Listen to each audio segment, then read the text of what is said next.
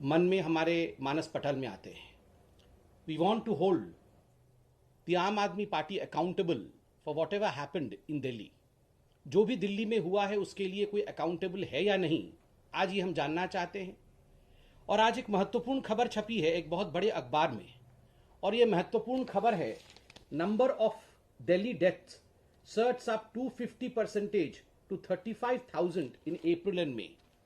और जो आंकड़े आए हैं मैं वो आंकड़े भी आपके सामने प्रस्तुत करना चाहता हूं।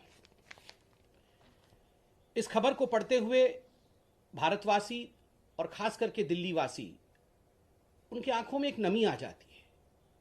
किस प्रकार से सैकड़ों लोगों की मृत्यु होती है और किस प्रकार से इन आंकड़ों को छुपाया जाता है और कोई भी अकाउंटेबल नहीं है। इस प्रकार का एक पिक्चर दिल्ली का जो प्रशासन है, दिल्ली की जो सरकार है, वो हम सबके सामने रखने का प्रयास करती है। बंधुगण, आज के इस खबर का मुख्य बिंदु यह है कि 2 महीने, अप्रैल और मई का महीना, यह 2 महीना सर्वाधिक महत्वपूर्ण महीने रहे थे जहां तक कि कोविड के सेकेंड वेव का संबंध है। और इन 2 महीनों में लगभग 34,750 डेथ सर्टिफिकेट्स इशू किए गए हैं। दिल्ली के 3 म्युनिसिपल कॉरपोरेशन जो है, इन तीनों म्युनिसिपल कॉरपोरेशन के द्वारा 35,000, लगभग 34,750 टू बी प्रिसाइज। और आप सोचिए, इतने बड़ी तादाद में death certificate 3 municipal corporation issue करते हैं अप्रैल और मई के महीने में, किंतु जो ऑफिशियल फिगर है, जो सरकारी आंकड़े दिल्ली की सरकार देती है, वो कितना है? वह है 9,916 सर्टिफिकेट। कहां तो 35,000 और कहां मात्र 9,000 सर्टिफिकेट दिए गए हैं दिल्ली सरकार द्वारा। एक तरह से अगर ये देखा जाए तो ये 250% इंक्रीज है, 250% इजाफा है संख्या में मृतकों की, जो आंकड़े दिखाए गए और जो वास्तविक संख्या है मृतकों का। बंधुगण, जो ऑफिशियल कोविड फिगर्स 2 महीने के रहे हैं वो कुल मिलाकर के 13,201 रहे हैं, और जो डिफरेंस होता है म्युनिसिपल कॉरपोरेशन द्वारा दिए हुए आंकड़ों का और ऑफिशियल फिगर्स का, वो होता है 21,549। आप सोचिए, अनअकाउंटेड डेथ 21,000 से अधिक ऐसी मृत्यु हुई हैं दिल्ली शहर के अंदर जो अभी तक अनअकाउंटेड है, जिनके विषय में कोई हिसाब देने को तैयार नहीं है। कहां से 21,000 लोगों की मृत्यु हुई, कैसे 21,000 लोगों की मृत्यु हुई, वो कौन लोग हैं जिनका दिल्ली सरकार नाम भी लेना नहीं चाहती है। आज मैंने पढ़ा है इस अखबार में कि कुछ महत्वपूर्ण अधिकारियों ने एक मांग रखी है कि दिल्ली में डेथ ऑडिट भी किया जाए। आपको याद होगा किस प्रकार से ऑक्सीजन ऑडिट की मांग दिल्ली में सुप्रीम कोर्ट में हुआ था। दिल्ली की सरकार ने ऑक्सीजन ऑडिट के खिलाफ अपना मुहिम छेड़ दिया था कि हम ऑक्सीजन ऑडिट नहीं चाहते। आज दिल्ली में इस प्रकार का एक, मैं कहूंगा, डिस्क्रिपेंसी हुआ है। जो संख्या दिया गया है और जो वास्तविक संख्या है, एक डेथ ऑडिट के लिए एक्सपर्ट बोल रहे हैं, दिल्ली की सरकार इस पे सफाई दे। बंधुगण, केवल इतना ही नहीं, आपने 2 दिनों से अखबारों में देखा होगा कि जो CFR केस फैटेलिटी रेट होता है, वह पूरे हिंदुस्तान में सर्वाधिक दिल्ली में है। दिल्ली और दूसरे नंबर पर पंजाब आती है। जो दिल्ली की केस फैटेलिटी रेट है वो 2.9% है, और जो नेशनल केस फैटेलिटी रेट है, राष्ट्रीय केस फैटेलिटी रेट है, वो 1.3% है। तो आप सोचिए, लगभग डबल से भी अधिक। राष्ट्र में 1.3% और दिल्ली में 2.9%, डबल से भी अधिक है। क्या कारण है कि इतनी मृत्यु दिल्ली में हुआ है और केस फैटेलिटी रेट सर्वाधिक हमारे हिंदुस्तान की राजधानी में रहा है, जबकि नेशनल एवरेज इससे कहीं कम है? क्या कारण है? कौन इसके लिए जिम्मेदार है? बंधुगण, आज भारतीय जनता पार्टी कुछ दस्तावेजों के साथ कुछ सवाल रखेगी अरविंद केजरीवाल जी के सामने, और आदरणीय अरविंद केजरीवाल जी से हम ये रिक्वेस्ट करते हैं, कोई राजनीति हम नहीं कर रहे हैं, हम एक जेन्युइन रिक्वेस्ट करते हैं अकाउंटेबिलिटी के आधार पर कि आम आदमी पार्टी की सरकार एक श्वेत पत्र, एक व्हाइट पेपर जारी करे जिन सवालों को हम उठाने वाले हैं। पहला सवाल कि क्या आपने फर्ज आंकड़े, क्या आपने झूठे आंकड़े प्रस्तुत किए हैं जहां तक कि मृतकों की संख्या है? नंबर 1।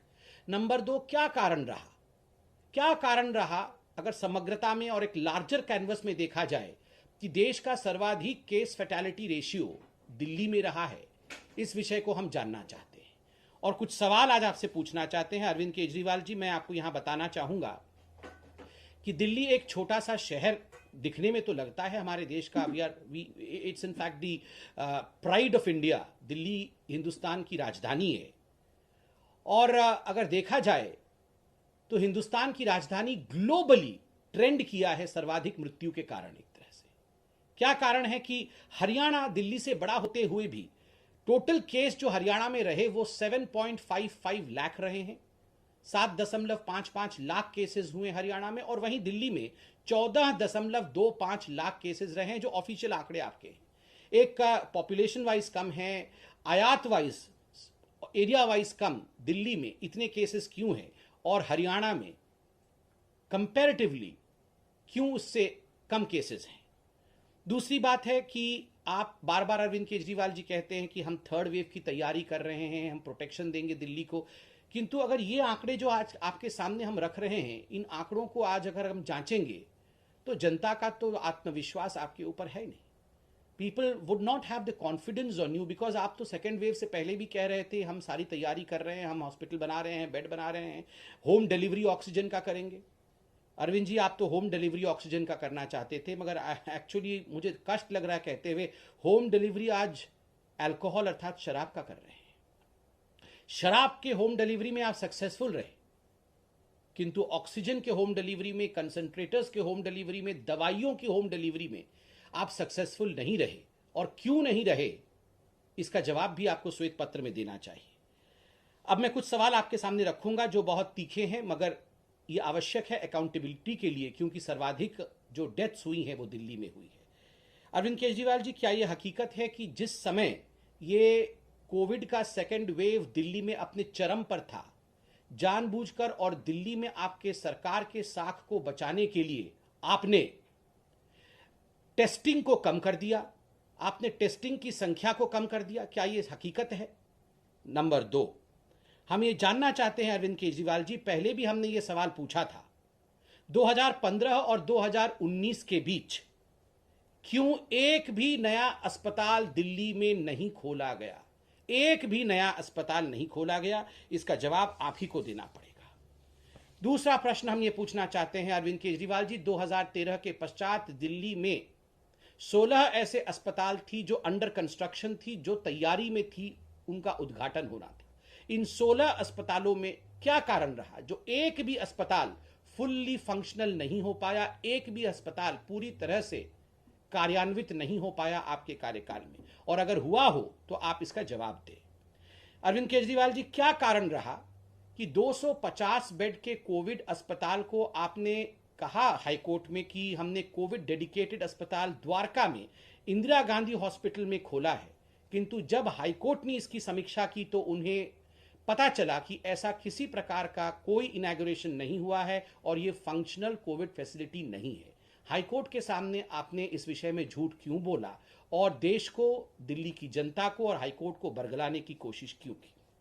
अरविंद केजरीवाल जी, हम नहीं कह रहे हैं कि अगर अस्पताल सारे खोल दिए गए होते तो कोई भी मृत्यु नहीं होती, ऐसा तो हम नहीं कह रहे हैं, मगर हम बिल्कुल कह रहे हैं कि आज अगर दिल्ली में, जैसा कि आपने कहा था 30,000 बेड आप बनाएंगे, अगर आपने 10,000 बेड भी अधिक बनाया होता तो कुछ लोगों की जान तो बचती, 10,000 लोगों की तो जान बचती।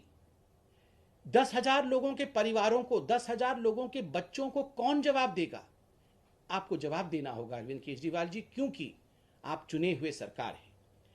अरविंद केजरीवाल जी, एक और प्रश्न है वेंटिलेटर्स को लेकर, क्या कारण रहा कि 2020 जुलाई 2020, पिछले साल 2020 से अप्रैल 2021 तक एक भी वेंटिलेटर आपने नहीं खरीदा, और अब जो भी अस्पताल में वेंटिलेटर्स नए लगे हैं दिल्ली में वो पीएम केयर्स के माध्यम से प्रोक्योर्ड है, एक भी वेंटिलेटर दिल्ली की सरकार ने नहीं खरीदा।